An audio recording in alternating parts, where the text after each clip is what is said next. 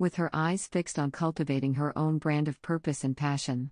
Natalie Kerrigan's career took her from Pennsylvania roots, west to Nike for 12 years. Then to Texas with Dell. And now at Indeed.com. She is a woman on a mission with sage advice for job seekers, and she's found a perfect fit with a purpose-driven company that lives on the front lines. We're just so pleased to have Natalie Kerrigan with us today. I'll trace briefly her path to today so you can just get a trajectory of this woman's career to date. Natalie hails from Pennsylvania, where she spent childhood years, went to Lehigh University, where she earned both a Bachelor of Science degree in electrical engineering and an MBA. From graduate school, she embarked on a 12-year run with Nike, and before leaving there, actually wrote a children's book. I have it right here, and we may get her to talk a little about that later, and it's called The Waffle Story. From there, she spent 5 years at Whole Foods, Amazon, 2 years with Dell Technologies, and in all those positions held various supply chain, product management, engineering leadership roles, and delivered key strategic initiatives, including the launch of the Nike Plus digital sport platform and the creation of Whole Foods Prime Savings Rewards program. All those experiences paved the way for joining Indeed, where she is Chief of Staff Recruiting Solutions and is now living in Austin, Texas.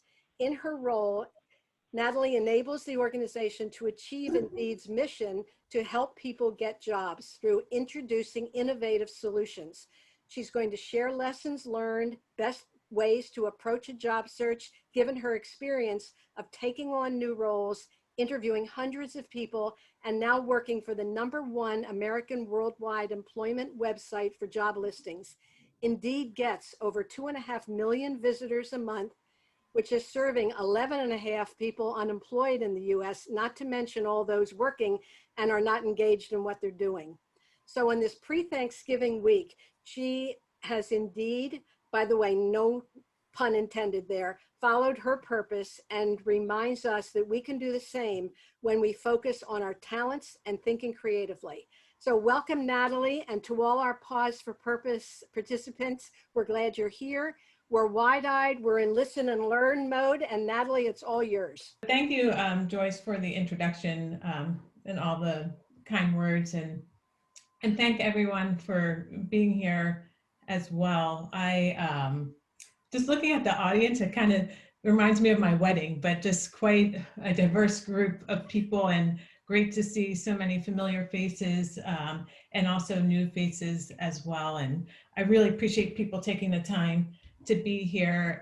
Like Joyce mentioned, I named the talk My Purpose and Passion Pilgrimage, with Thanksgiving being next week, but really excited. Purpose and passion are two of my favorite topics, and excited to kind of share some stories and also tips on how to find a job. But I put this disclaimer here, just that I consider myself just a self-taught life practitioner. There's no research behind what I'm saying. So if you don't agree with it, that's fine. But just had like a lot of fun stories that I wanted to share.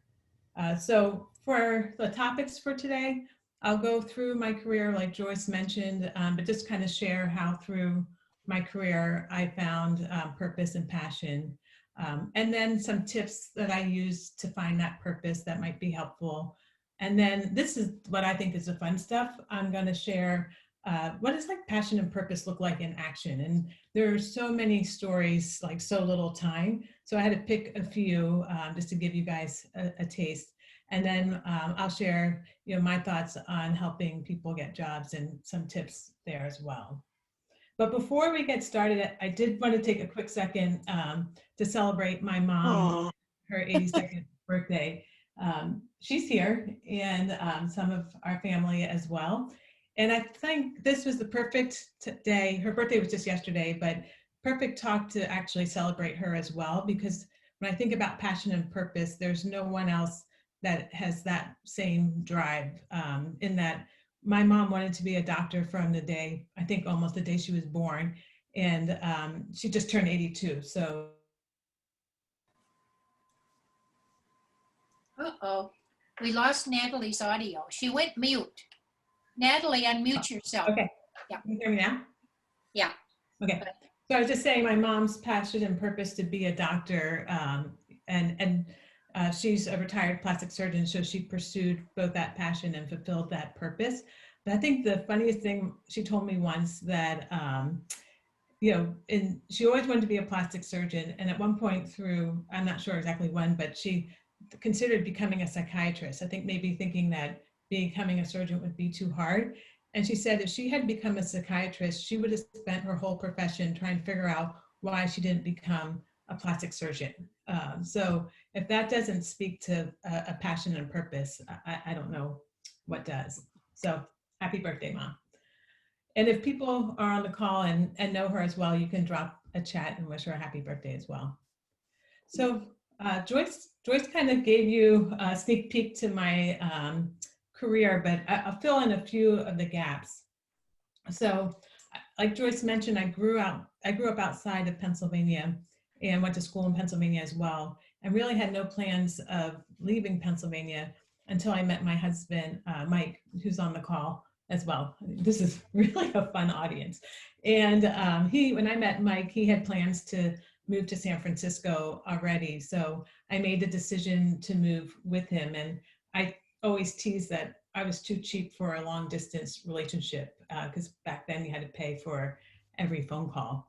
And so I moved all the way from the East Coast to the West Coast, to be with him. So when I went to pick my first job, I picked it 100% on location. And it's hard to believe, but at that time, San Francisco they weren't really hiring a lot of technical roles. That was all down in San Jose. And so Hitachi was the closest technical company right outside the city. They were hiring electrical engineers, which was my undergrad. And so I took the job kind of sight unseen. And when I got there, I was surprised, but the culture just wasn't the right fit for me. And the thing about culture, it's very individual. Some people will thrive in a certain culture and other people will thrive in other ones. And this one just wasn't the right fit for me. And so I really wanted to kind of quickly find a new home and someplace that had a great culture. And that led me to Dolby, like Dolby Digital Surround Sound. And they were right in downtown San Francisco. They were hiring electrical engineers. And they had at Hitachi, we had to wear a suit. So we could wear jeans at Dolby. We had Friday movies. We had a really empowered culture. And there's only 500 people for a very prominent brand across the globe. And so it was a great experience. And I really loved being there. But the one thing I noticed while I was there is that some people were really passionate about audio. And I mean, I can enjoy good music, but I don't even really hear that well. So I can't really hear the difference between great audio. There was one time I was at Sony's headquarters in Tokyo, and they were turning on and off this virtual surround sound, and I couldn't hear the difference. So I just started to notice that the people who had matched their passion with their job had a little bit more to give every day than I had, even though I was very happy. So when my husband and I decided to move to Portland, Oregon, and I found out that Nike's headquarters were there, I realized I could have the match and really, have both location, culture, and passion. And like Joyce mentioned, I was at Nike for 12 years, really no intention to ever leave. I called it the trifecta, having location, culture, and passion kind of working all together. And what ended up happening was Whole Foods reached out to me January 2013. And it was the middle of the school year for my kids, so the timing wasn't great. And I was actually a finalist for this award at Nike. And so Whole Foods reached out on a Monday. The award ceremony was Thursday, and I had an interview scheduled with the CIO on Friday.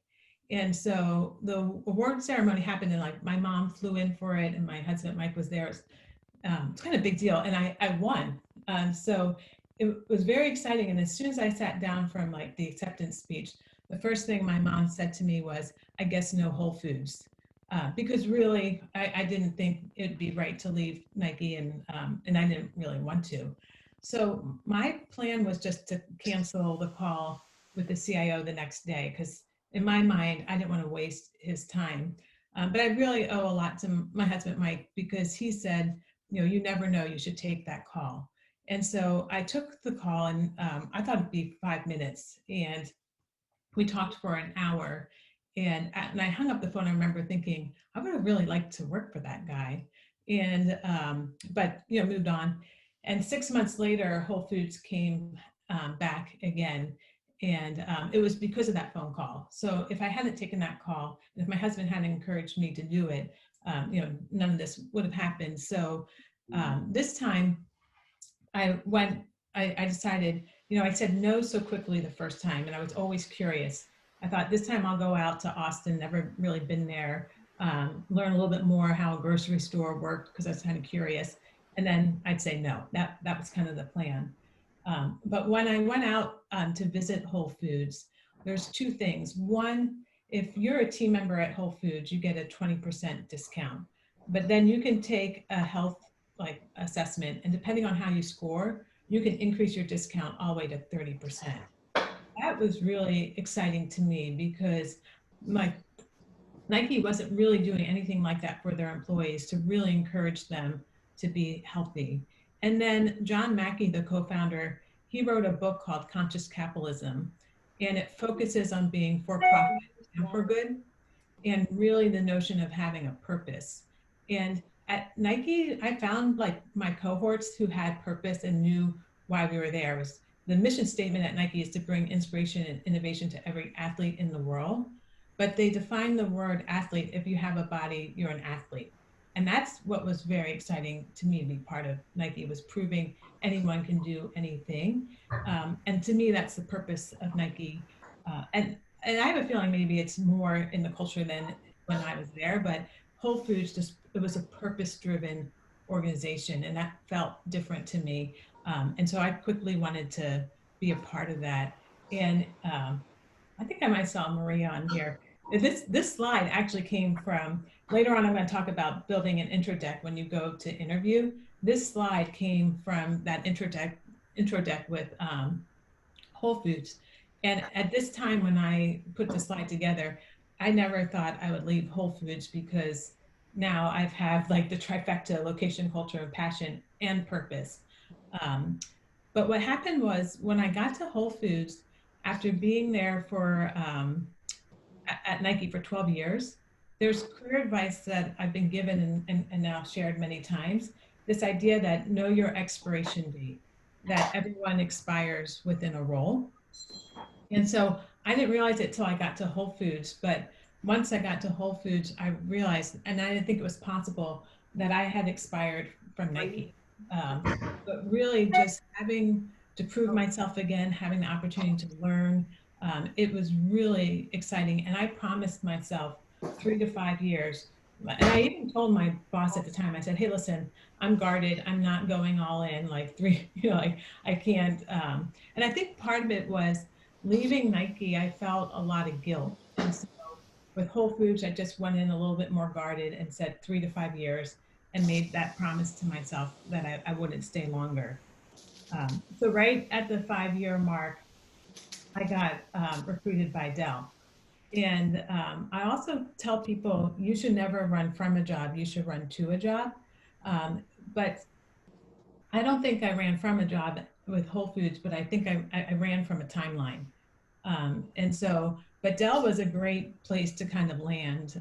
But I didn't do a ton of research in picking Dell, but it was a great opportunity. It was good people. It was growth. It represented growth for me, and kind of went there, and things were going well until the summer. One year later, my family, we took a trip to London and Paris, and on the way there, I listened to Oprah's book called The Path Made Clear: Discovering Your Life's Direction and Purpose.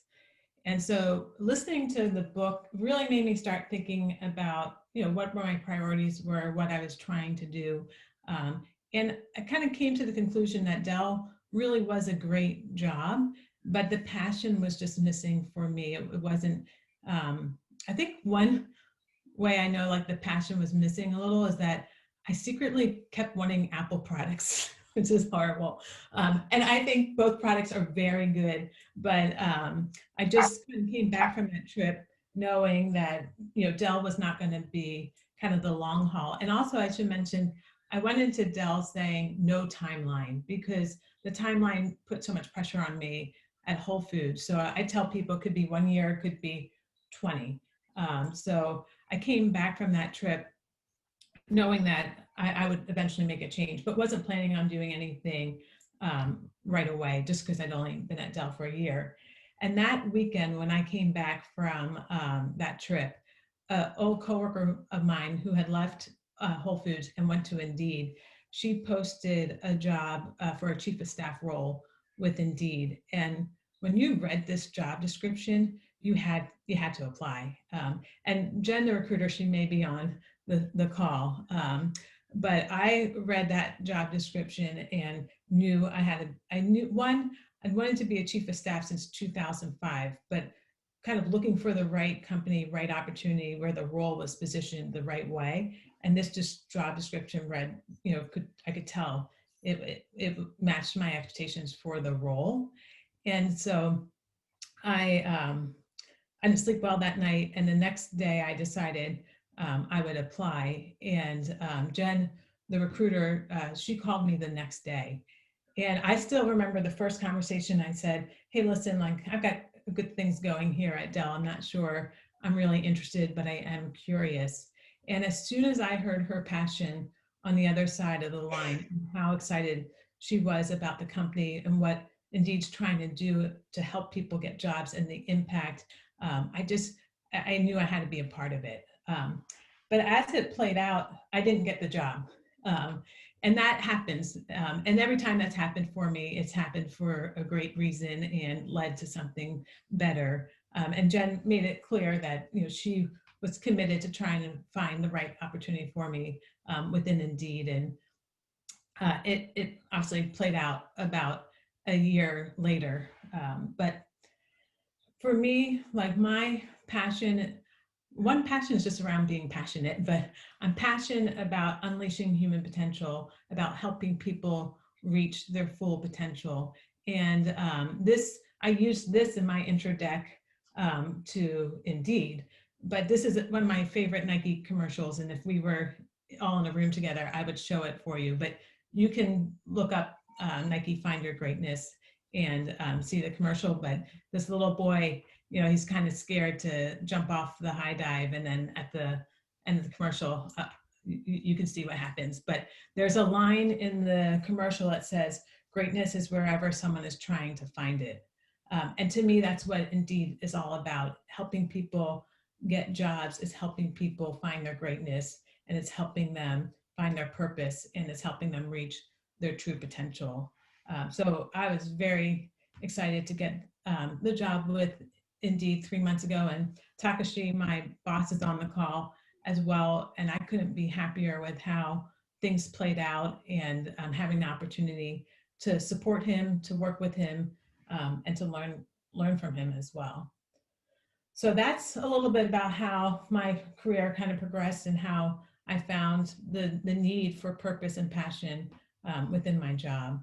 And then I call it the 3 M's, but I think there's 3 things that can help you as you're thinking through this for yourself and play critical kind of impact on what I was doing as well. But I think 1 is your mindset, 2 is having strong mentorship, and 3, really being clear on on your measurements. So from a mindset perspective, you know, my mindset has always been everything happens for a reason. I think you already can see that playing out in my career, but I learned this my freshman year in college. I didn't get into the sorority I wanted my freshman year, and I got dumped by my first boyfriend all on the same day. So for an 18-year-old, that's pretty much end of the world.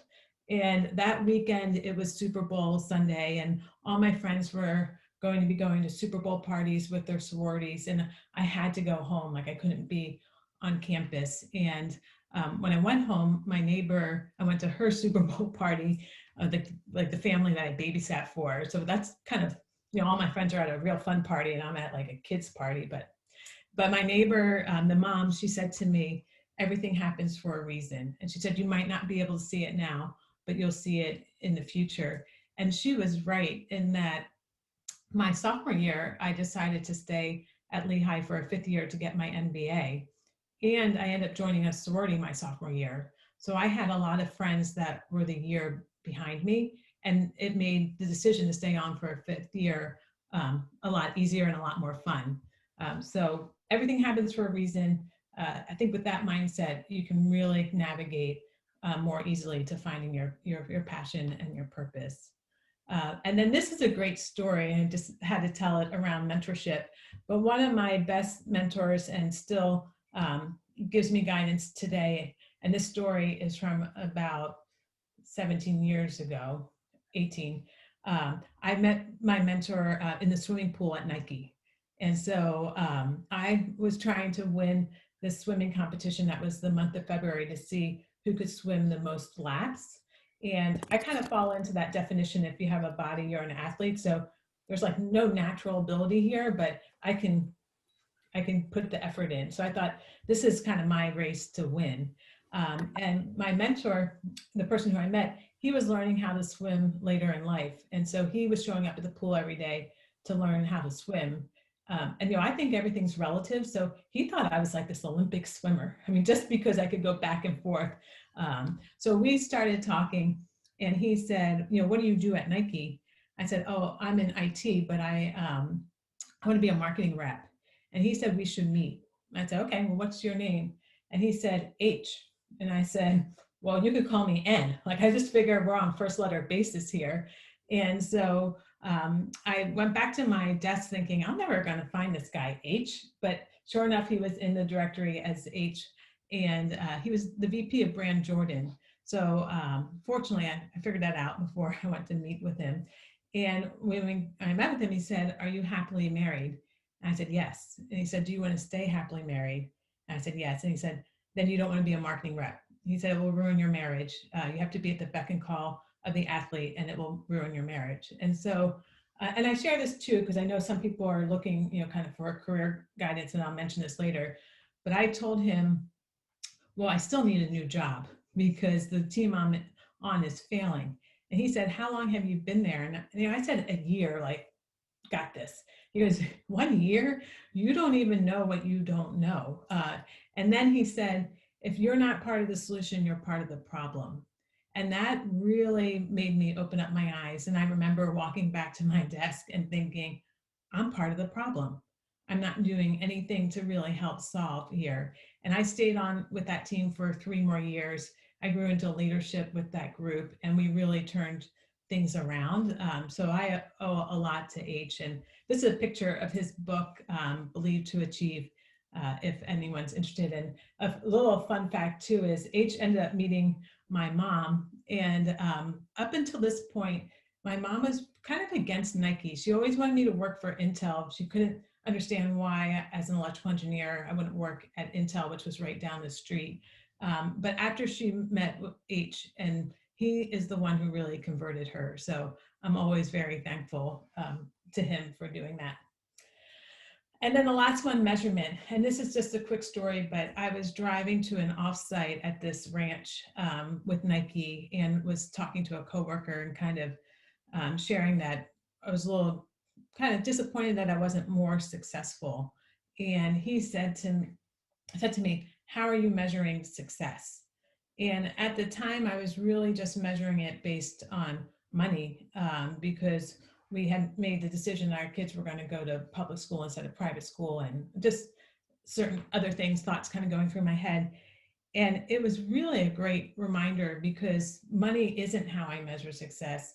And there's many choices I make to kind of balance how I do measure success. And so it was just a good reminder, and I think allowed me really to continue to pursue down a path of my passion and my purpose, and not get hung up on the money. And H, my mentor too, he used to always say to me, at what cost? Because when I was looking at certain opportunities, he would just counter and ask, at what cost? What would I have to give up, to take that opportunity? So a good thing to remember. But now this is the good stuff, if you ask me. These are some fun stories, and there's some in here that I haven't shared before as well. But when you have passion and you've matched your purpose with your job, and I think Mark, a fellow tour guides on this call, it's really fun. And one way that I was able to kind of act on that passion was becoming a tour guide at Nike. And I really initially became a tour guide to give back to Nike because I felt Nike was giving so much to me. And then I kept getting so much out of the tour guide program. It was always like trying to figure out ways to give back. But there are so many tour guide stories, but I thought the most appropriate one to share with today's topic would be, there once was a tour that was announced that it was a guest of Phil Knight. So Phil Knight and Bill Bowerman are the co-founders of Nike. So this is a guest of the co-founder, and he was a high school senior who had written a letter to Phil Knight. And that's how he was awarded this tour, because it's hard to get a tour of the campus. So I signed up to give that tour because I wanted to know, like, what did this kid write? And, so it turned out that he had, when he was in 7th grade, he started a company where he would go to Little League sporting events, and he would take pictures of the kids during the event. And then he would go and print out the pictures and then go sell them framed in the bleachers to the parents and the grandparents. So he had made a significant amount of money doing that. And now as a senior, he was running a nonprofit where he was trying to get underprivileged kids the opportunity to go to live professional sporting events so they could experience that, seeing people reaching their true potential. So that's what kind of got him the tour at Nike. But his father had told him that if he was able to line up meetings at 4 different companies on the West Coast, then his father would pay for him to fly from Chicago to the West Coast and visit these companies. And so he was visiting Costco, Nike, like Yahoo, and like McAfee, or someone was a 4th. But he came to Nike after going to Costco, and he shows up all excited about Costco. And I'm a little competitive. I'm kind of like, listen, you're on Nike's campus now. Like, this is going to be way better. And he said, I'm not sure. Costco was amazing. And I said, what was so amazing about Costco? He was like, the passion. I said, the passion for what?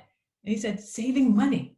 But the people at Costco love to help people save money. And so it was just this great reminder that, passion is so specific to an individual. And I think if you like to save money and help people save money, Costco is a great place to work. And I learned that, from a high school senior. And then I put this one in here. This was a Tiger Woods building dedication at Nike. And I loved this. Every time I happened to join Nike at a great time because they were finishing off the 2nd phase of the campus. And every time a new building would open, the athlete would come for the building dedication. And when Tiger gave his talk, he called himself a Nike employee, and he kind of referred to us as coworkers, which I thought that's pretty cool. And he said, remember, Nike's a place that makes dreams come true, because Nike believed in Tiger before he was really established. And he said it allowed him to focus on playing the game and not worrying about being able to afford the next tournament. So he was really challenging us that, Nike makes dreams come true. And shortly after that dedication, there was a effort in campus where everyone was given like a wristband that had the word dream on it. So the idea was you could wear this wristband and you're kind of wearing your dream on your sleeves. And it was just a fun time where people would ask one another, what's your dream? And just by talking is the first step in really realizing your dreams. So that was a great day. And then Whole Foods, when I got to Whole Foods a few months after I got there, John Mackey, the co-founder, was on Oprah. And Oprah loves his book that I mentioned, Conscious Capitalism. And it's you can watch it, it's online. But a funny part was Oprah at one point said, John, this is a business book, but we counted and you used the word love like over 140 times, or I forget the exact number. And John Mackey said, is that it? goes, I'll make sure we use it more in the next edition. But Whole Foods is just pouring with passion. And I think what drives the company a lot is that there's so much opportunity for growth. And there's a lot of people who grow within the stores. And then there's a lot of people that grow from the stores into corporate. And this picture, this guy, Lamine, he's a store team lead, which is like the store manager, but he moved to the States from Africa. I think he had lost his father and he wanted to be able to make money and send it back to support his family. And when he tells his story, he says that when he got here, he thought you would just pull up, you would just like grab money off the street, that America was this great place. And then he got here and he realized, he needed to work. And so he started off in the maintenance department at Whole Foods, and over the years grew within the store. And I think one thing that's really neat is that the regional president saw the leadership skills that he had, and she was always trying to grow him, and he was always kind of nervous. And so I think it was when the store team manager position was opening up, she was coming to talk to him about it, and he knew, so he hid in the bathroom for 2 hours, and she waited she waited outside the bathroom for 2 hours until he came out. And now at least when I was there, he was a store team lead for the Columbus Circle store in New York, which is like the #1 or #2 store for Whole Foods. Like 2 stores kind of battle it out every year. So he has an amazing success story, but what's more exciting is that he has now pulled so many people through the store as well and given them careers and opportunities. And when he's not working, he's volunteering. So he's just an amazing guy. And then the last one, for the people who know me and we're friends on Facebook, the story that a few years ago, I met Dave Chappelle outside of Whole Foods when I was going down to get lunch. And he ended up giving me 2 tickets to his show. But the reason I included this is that we had a pretty good conversation, and there's definitely obvious, that I was interested in going to the show. He didn't offer free tickets until the very end when I was saying goodbye. I turned around and I said, hey, keep shopping our stores. And then he said, do you work here? And I said, oh yeah. And then he said, I want to give you tickets to my show. So I just think when you wear kind of like your passion on your sleeves, these things happen. Because before I made that comment about keep shopping our stores, he wasn't going to give me any tickets. And it was an amazing show. So, all right, what's next? So the last 2 things before we get into tips on finding a job, I just wanted to share. At Nike, I felt this like really strong gratitude that I mentioned, and especially for Phil Knight and Bill Bowerman, the co-founders. So one day, it was 2003, I bumped into Phil Knight on campus and I thanked him for the opportunity to work there. And it was a nice exchange, but when I left, I just felt like that's not enough. And if I'm feeling that way, I bet a lot of employees are feeling that way. So I had this idea that I wanted to give a gift to Phil Knight that came from all the employees. And then I wanted to give a gift to Bill Bowerman as well. And so, but Bill Bowerman had passed away. He actually passed away before I even started working at Nike. So like Joyce mentioned, the idea for him was a children's book that told his story that could be given to his grandchildren. And then for Phil Knight, this project took over 7 years and had many starts and stops. But where it finally landed, and I mentioned 72 at the beginning, was I had this idea like, let's like give out cards to everyone on campus and see, give them the chance to kind of write a thank you note, and we'll make it into a big book. And then I kind of got a few people bought into the idea, and I thought to myself, well, what could we give it to him for? Because he wasn't retiring, and I didn't want to give him a gift when he was retiring. I wanted to give him a gift when he was still like involved. And I looked online, and he was turning 72 in February, and this was August, so like 6 months. I'm like, this is perfect because Nike was founded in 1972. He's turning 72. So we named the project Celebrate 72. We can't do it without you. And this is it. This was just the index card that we kind of gave out to distributed them all through campus, and it gave the instructions that said, help us celebrate Phil Knight's 72nd birthday and Nike being founded in 1972 by creating your card to be included in the Celebrate 70 book for Phil. Give the gift of your time and creativity by sharing with Phil your favorite Nike moment, the role Nike has played in your life, a simple thanks, or just a happy birthday. It can be expressed in words, images, drawings, all up to you. So that's it. And we had an internal radio station at Nike that I went on to promote this project. And I know my mom would like me to mention, these were side projects. Like this happened at night between 10 p.m. and 2 a.m. My career happened during business hours, just to be clear. But I went on to this radio show, and the guy that was hosting it, he said, you'd be lucky if you get 100 cards. And I said, well, it will be a small book, but I would welcome a book with 100 cards. As it played out, we collected over 3,500 cards. And this is a picture of when Phil Knight received the book. And you can just see, like, any day he can open up to any page and see these stories on how he's touched so many people's lives. And these are the slides like I've never shared before. I have a digital copy of this book, and I kind of kept it very tight over the past 10 years.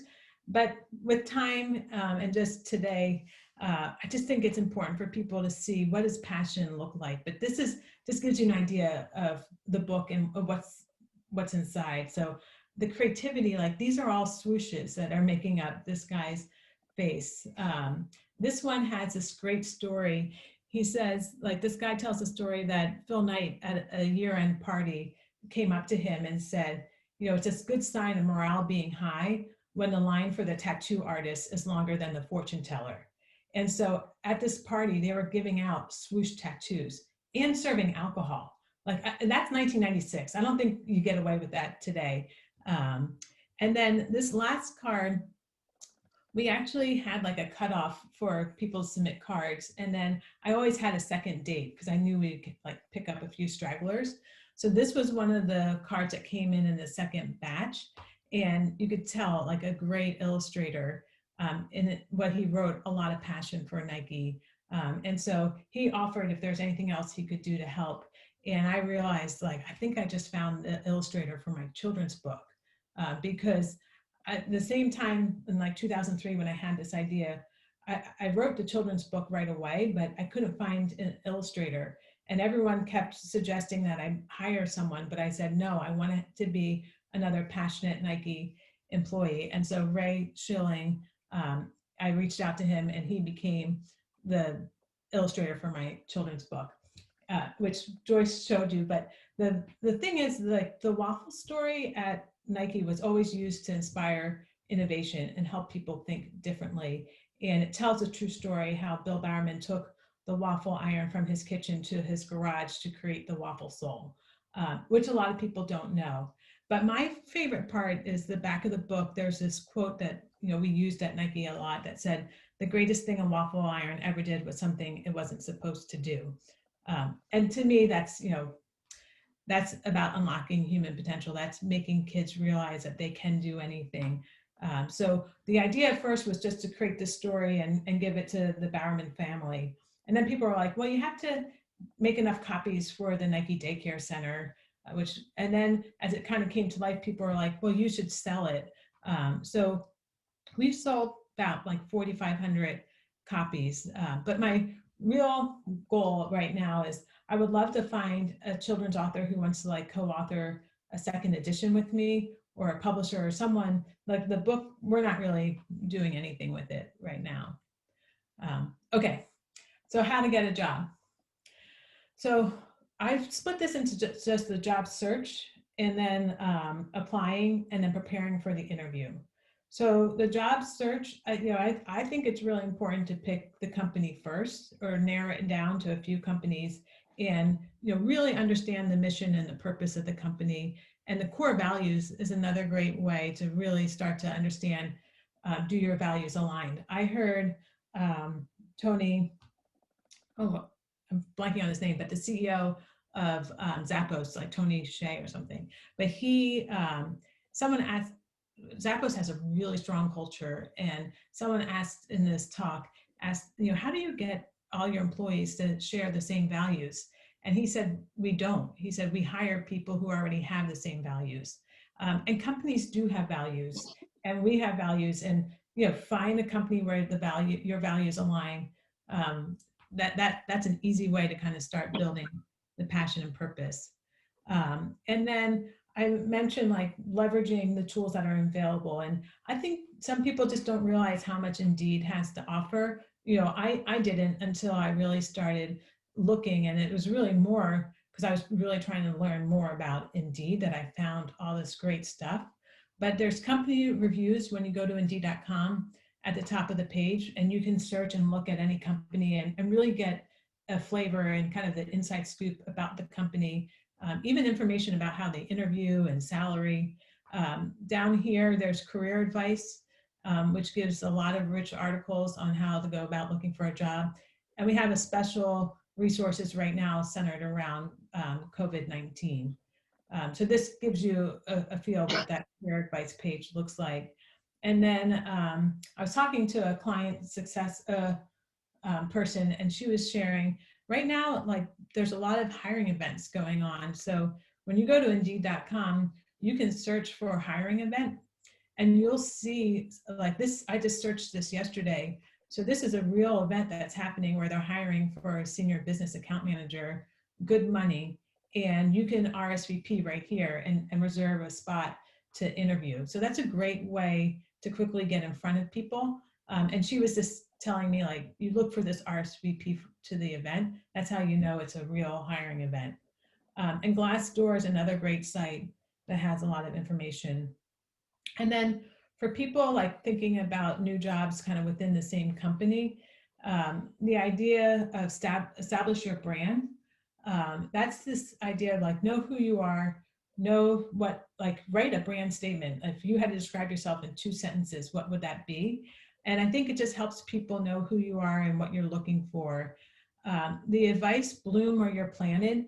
I heard that, I went to a talk, it was the CEO of Macy's, and he started in like the back of a store in the receiving department and grew all the way to being the CEO of Macy's. And he said, bloom where you're planted, do your job better than anyone else, and the opportunities will come. And then I think a lot of people don't realize this, but every time I've grown, I've done the job and then I've gotten the job. Like I've proven myself, I stretched, and then I got the promotion, and that's a very common pattern. And I think it's important to realize that that's a great way to kind of quickly grow. And I love this. She might be on this call, a woman from Whole Foods. She did this, and I was on the interview panel when she then interviewed for the job. And she just said, matter of factly, I'm already doing the job. And we couldn't argue it. Like, she got the job right away. So I think that's a great way to kind of grow your career. And then I just mentioned patience, because I think I have to give that advice a lot. I had to get that advice from H when I thought with 1 year of experience, I was ready to go tackle the world. But you really have to be patient. And sometimes you're ready to grow. The company doesn't have a need yet. And so you need to make the decision. Do you wait for the company to have that opportunity? Or do you look for other, opportunities within the company, or look for an opportunity outside? Those are always kind of your choices. So applying, I think it's really important to update your resume on a regular basis. It helps employers know that you're actively looking. Right now, Indeed introduced within your profile, you can kind of select that you're ready to work. And that allows employers to know that you're ready to work. And some employers have real immediate needs, so it helps you kind of bubble to the top for those types of positions. And I don't know if Jen made it on the call or not. I pinged her beforehand. Jen's the recruiter I mentioned when I talked to Indeed. I thought it was my passion-filled cover letter that got her to call me the next day. And she said it was a good cover letter. And this particular job, they asked for a cover letter, and because they asked me to review the Indeed resume product. So in this case, the cover letter did make a difference, but she said, to be honest, most recruiters don't put a ton of weight on them. But I still think it's a good practice, because even if it's 1 out of 10 recruiters that care about a cover letter, if you happen to find that one, it's going to open the door for you. And it just really makes you think through, why do you want this role? And you're going to have to answer, you want to answer that for yourself anyways, and you're going to have to be prepared to answer that later. So I really believe in a passion-filled specific cover letter. Same with your resume. I used to think it was like not honest to tailor my resume towards one role or another, but with experience, I realized I have a lot of different experiences. So it's okay for me to highlight certain experiences for this one role and highlight other experiences for another role. That's not being dishonest. And then Indeed has like a great capability called assessments, where you can build up your profile by taking these assessments. And to me, it's a great way to validate who you are, what you can do, because anyone can put anything on their resume. But you can see here, I took the management and leadership skills planning and execution assessment. I took the impact and influence assessment, and I took the project timeline management one. Once you take them, you can choose whether or not that's public, so I didn't score so well. Takashi, don't listen to this part, but I didn't score that well in the project timeline management. So I don't show that one.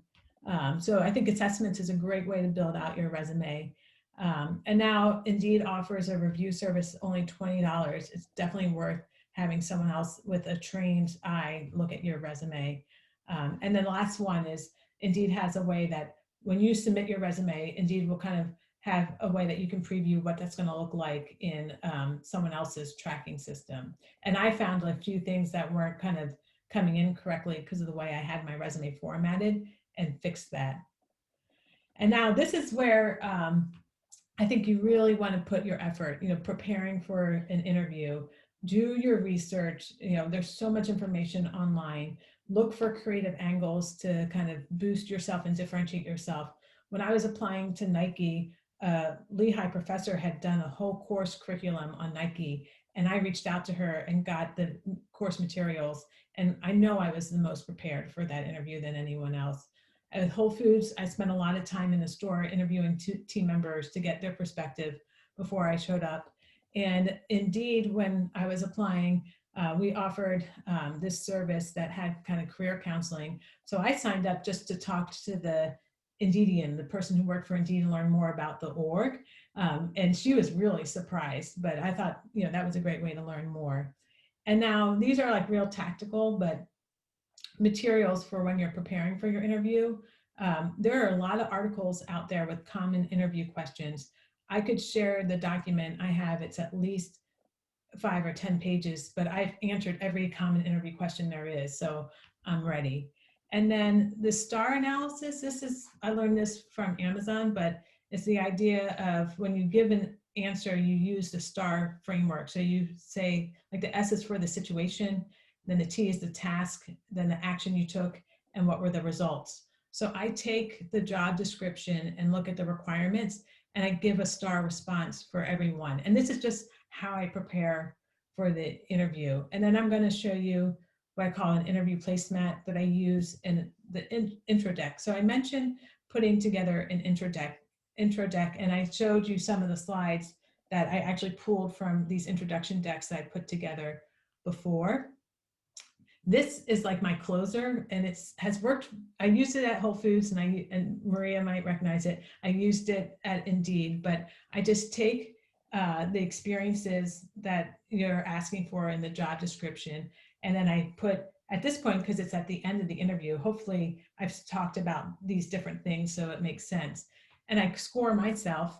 And then I think it's really important that you recognize the fact that the real person to score this is the hiring manager. So Takashi, like my boss here, because the hiring manager knows way better than I know if I'm going to be a great candidate. And something with Jen and I were working together, I always told her I trust the process, and I know if I'm not the right person to get the job, the right person will get the job. So I think it's really important, that you have trust that will happen. And then this is the last slide, but this is what I call the interview placemat. But I make one of these for every single person I meet with. So I think about what topic they're probably going to want to hear about, and put my approach to that, topic, some real examples, the questions I want to ask the person, and then I do like a few star examples as well. And this is like the cheat sheet when you're in college, that just because you do the exercise, you end up not needing it when you're actually in the interview. But because I know it's there and it's on the table, if I freeze or anything, I just have to look down. I found that to work really well. So the last slide, I thought I came up with this. I was at an Indeed training and they were showing a flow of the application process, and then they said rejected, and I said redirected, and they're like, oh, that's awesome, we're going to change it. But it turns out it's a very common notion that you're not being rejected, you're being redirected. So I loved this quote. Every time I thought I was being rejected from something good, I was actually being redirected to something better. And it really is the same thing as, everything happens for a reason. So I know I talked a lot, and we started a little bit late, in fairness. And this last slide is another nod to my mom, who loves to play Scrabble. But I put my email here with a real sincere invite. I think maybe we'll have a few minutes for questions, but any questions that can't answer today, or if you want any information from my slides, just email me and I'll get it to you.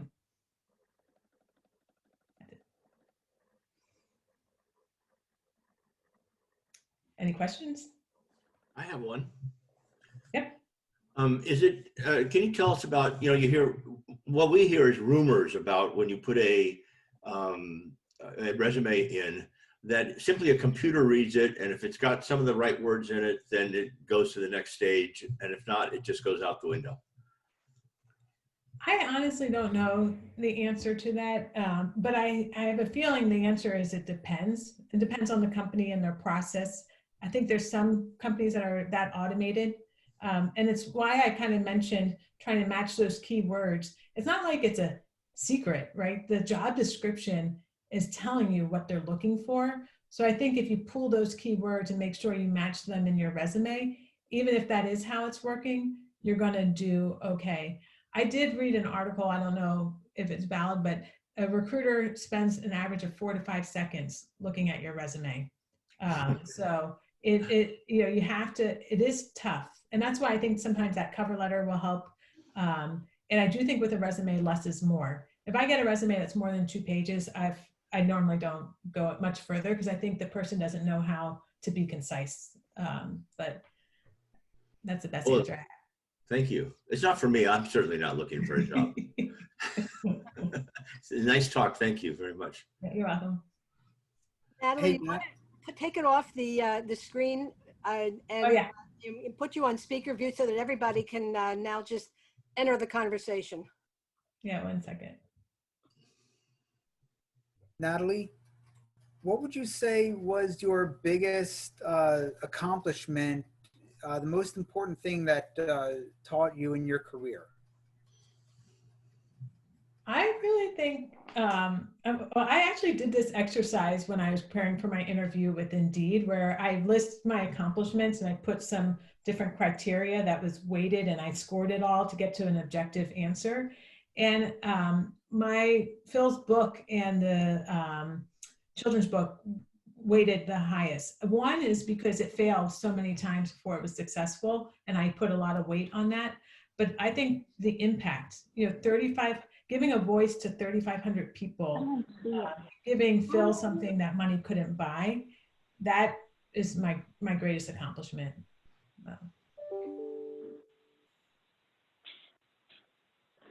Any others?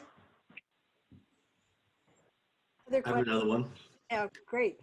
And this is just about, because I coach seniors a lot, and people, people of the older generation, shall we say.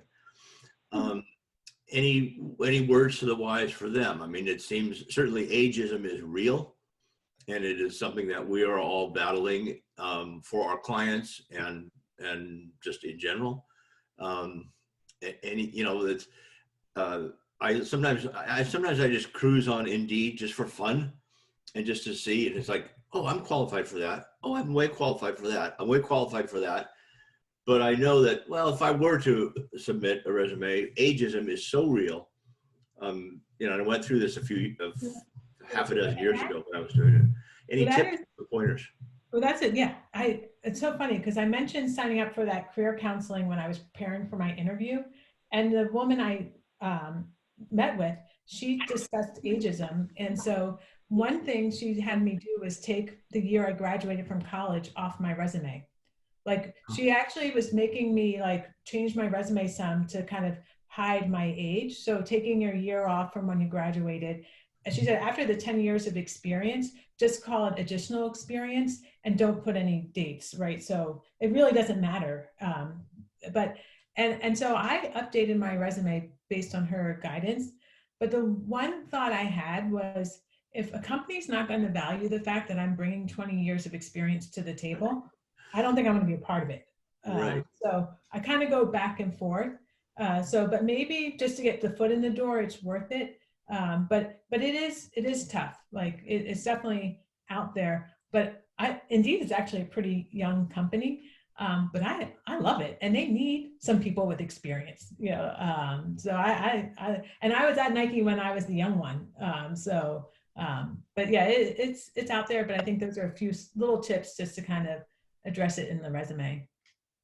Yeah, that's a tough one because I mean, even if, for example, someone like myself, and again, it's not for me, but someone like myself who has, you know, I mean, I've gone from salesperson to CEO, and I can come into any company and do a lot of the jobs or some specifically, but just the idea that if I have all this experience and then they don't want it, yeah, I don't even know if I want to be there. Right. But I think it just makes it harder, but the right companies are out there. Okay, well, I'll send my application to you. Perfect. All right. Questions? Hello, can you hear me? We sure can. Hi, this is Josephine. I just wanted to mention on that subject of ageism that I just listened to a podcast yesterday where it was said that in 2024, 25% of the population will be over 55. Mm-hmm. So I'm experiencing that in my job right now. And, you know, I understand where you're coming from. And I just wanted to say that because I don't know how it'll be addressed in the future to incorporate outside of what you just said about leaving out the date on the resume, you know, how they will keep the experienced workers on board and then even recruit them. So I thought I'd mention that. Thank you. Great. Thank you, Joanne. Natalie, a great presentation. Thanks very much. Just any comments about the gig economy? Not really. It's not kind of my area of expertise, or I'm not really involved, but I do think it offers flexibility to people who want flexibility. But the areas that we're kind of focused on right now and what I'm doing, I don't have much exposure. Okay, thanks. What do you see as the greatest challenge for young employees and more senior employees really working collaboratively in the workplace? And what advice might you give someone that you're recruiting for them to better understand the culture of the organization and who makes up that organization and how they'll be interfacing with their peers? Well, I think the best way is through like real examples. I just quickly made me think of Dell. We had this idea of pair programming where you always have two people working together. And we normally would take a very senior person and a very junior person to put them together because the senior person can teach the junior person kind of how to do it within the company. The junior person can teach the senior person the newest, greatest technology.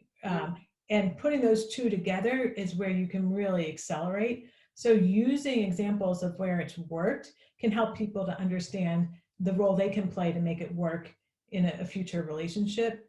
I think that's kind of the best way I would approach it. Thank you. Are you seeing any progress with ageism in either smaller companies or larger companies? Are you seeing any skew one way or the other? I really don't have a lot of opinion or view there, but the one thing I'd say is I think in a larger company, you're just going to have more diversity in general. So you're going to have the potential of just more people that have of different ages. I had a coworker who definitely joined a startup, and there just wasn't an interest for her experience or knowledge, and she didn't stay there very long. So I think a smaller startup, you just have to be careful to make sure they're welcoming and wanting someone with that experience, and they're willing, to listen. So Thank you. these are good questions. Well, I think there's a lot of us here online who are working with seniors, and some people are looking, some of our clients are looking for another, a new career, anywhere from, say, age 50s and up. And, some here in the Bay Area, there's a lot of highly visible companies, and their public statements are, of course, we're working on ageism, and we're working to end ageism. And everybody from Google to Apple, they're all saying, yeah, we want the experience. But in fact, that's not true. They're not hiring older people. And so they're lying through their teeth. And I'm just wondering if what your experience is in seeing that. Yeah, I know it is tough. I always had a retirement strategy when I was at Whole Foods that I'd just become a cashier. Like that's what I thought would make a lot of sense. But it's just different because people aren't retiring. People are wanting to work a lot longer, and they're capable of working a lot longer than in the past. And companies just haven't really caught up. But my husband interviewed recently with a group of older men, and they're just like, they know who they are, what they can offer. It was a consulting firm. So I think there's right opportunities to really take advantage of the knowledge, but some companies it's going to be harder than others. I have a question comment that has to do with ageism. So there's this thing that we all know called DEI, diversity, equality, and inclusion. That means diversity for age, gender, color, race, ethnicity, all of the above, right? So, I guess that's my statement. The question would be, how do we fit age into that and make that part of the conversation about, D&I that's just so prevalent right now? And I think it's hard. And I just want to share, because I'm so proud. At Indeed, we call it diversity, inclusion, and belonging. And our chief, our VP of diversity, inclusion, and belonging, she says diversity is being invited to the dance. And then inclusion is being asked to dance. And then belonging is they're actually playing your song. So I love her interpretation of that. And I think the more companies are focusing on diversity and inclusion and belonging, it will take time, but at least there's a place in the conversation, because that is just, a lot of companies haven't had VPs of diversity and inclusion before, right? So, but at Dell and at Indeed, there is a parenting, employee relations group. So I think it's just putting, small little steps like that where there's momentum being built. So there's a group of passionate Indeedians who are meeting together and talking about the challenges. And Indeed really tries to remove unconscious bias from the hiring process, which includes age. But I don't have the answer, and I've been fortunate. I'm teetering, I'm getting there, but I haven't been impacted quite yet. A lot of companies, I think, look at us and see us as not being invited to the dance, but we're there to pick up our kids afterwards. Go around back. That's where they'll be coming out the door. Natalie, there are a lot of people as a result of COVID who have lost their jobs and are really right now in sort of desperate situations. So they're looking for jobs, and in the process of looking for a job that they need for the paycheck, how they're settling. In other words, they're settling. They just need to pay their bills and get out from under. So where in the process does passion or purpose start to play a role other than the purpose of being able to pay the bills? For those who are settling and might be able to move on. Well, and I wouldn't use that word settling because I believe everything happens for a reason. And in that job, they might be opening a door or learning something new that's gonna get them to that next step.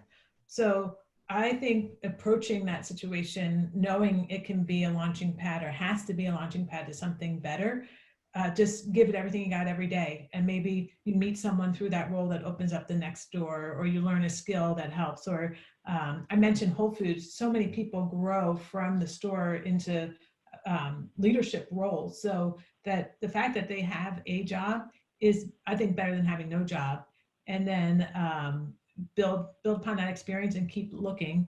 And the fact that they're working shows how committed they are to work. But you do, I think I've always said I'm pretty fortunate that I've been able to have this choice and match my passion with my job. But I think there's some times where you have to compromise in situations like this right now. Thank you. Any other questions for Natalie? I just wanted to chime in real quick. I just sent you a LinkedIn request, Natalie. I came on a little late. I couldn't make it any earlier, so I'm not sure what you were, what I missed in the beginning. But I am working higher ed and in career development. So I'm in between jobs right now, but I'm most likely going to get an offer here before the end of the month. So I'm hoping, I would love to bring you in. I don't know if you do that kind of thing, if you speak to colleges and do a very similar presentation, just to really bring together that concept of purpose and, employment in, even if you're in a business field, you're still really focused on what your purpose is. So Sure. I definitely, I'll find you on, I hate using LinkedIn because it's a competitor to Indeed, but I'm definitely on there. We can, I always have to get these things kind of cleared by Indeed, but they're really encouraging of this type of stuff. So definitely. Great. I've got a better talk. I mean, it's pieces of this, but I've got a good one for college students. Perfect. All right. Glad I tuned in. Anyone else a question for Natalie? Okay. Hearing none, I'm going to say, go ahead. Somebody had a question? Oh, I was just saying, thank you. Oh, I was going to say to Natalie, first of all, what an outstanding presentation. What a gift you are to Indeed in terms of the experience you bring, in terms of the passion, as well as the connection to purpose and how important purpose plays in what you do and basically what you have done with the 12 years at Nike and the 5 years at Whole Foods. Oh, I know. I want to ask you, I get to ask another question. Once Amazon, because Mackie had a passionate heart, very, very loving, empathetic man. Once it was acquired by Amazon, where you have money is kind of a big thing, did the culture of the company change? Do you know, I was there for about 1.5 years after the acquisition, and John Mackey was, and I think still is, the CEO. So the culture, we shifted and adopted some leadership principles that came from Amazon, but we made them Whole Foods. I think it changed some, but changed for the better. But I think I might have been there through the honeymoon phase. Because I was only there for about 1.5 years afterwards, and my old coworkers who are still there, I hear differing opinions. But that happens with an acquisition. But I know at the heart, there's still, Whole Foods culture has to still be there because John Mackey is still the CEO and a lot of the original people are still there. That's great. But yeah. Okay, I want to get back to my close. Yeah. Thank you very much for this. I want to wish you and your family a happy Thanksgiving. And everyone who has joined this Zoom call, a happy Thanksgiving.